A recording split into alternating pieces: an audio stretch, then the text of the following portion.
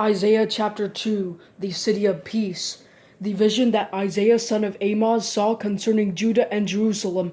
In the last days the mountain of the Lord's house will be established at the top of the mountains, and will be raised above the hills. All nations will stream to it, and many peoples will come and say, Come, let us go up to the mountain of the Lord, to the house of the God of Jacob. He will teach us about his ways, so that we may walk in his paths.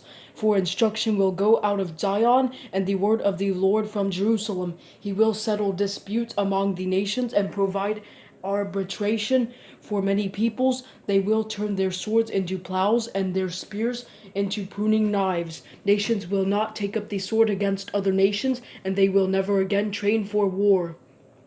The day of the Lord. House of Jacob, come and let us walk in the Lord's light. For you have abandoned your people, the house of Jacob, because they are full of divination from the east, and of fortune tellers like the Philistines. They are in league with foreigners. Their land is full of silver and gold, and there is no limit to their treasures. Their land is full of horses, and there is no limit to their chariots. Their land is full of idols. They bow down to the work of their hands, to what their fingers have made. So humanity is brought low, and man is humbled. Do not forgive them. Go into the rocks and hide in the dust from the terror of the Lord, and from his majestic splendor.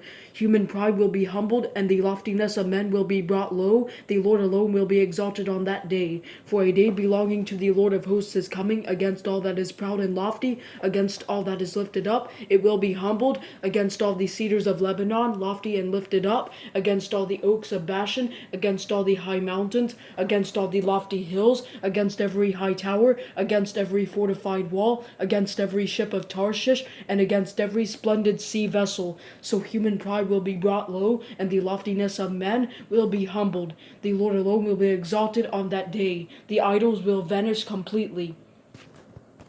People will go into caves in the rocks and holes in the ground, away from the terror of the Lord and from his majestic splendor, when he rises to terrify the earth. On that day people will throw their silver and gold idols, which they made to worship, to the moles and the bats. They will go into the caves of the rocks and the crevices in the cliffs, away from the terror of the Lord and from his majestic splendor, when he rises to terrify the earth. Put no more trust in man, who has only the breath in his nostrils.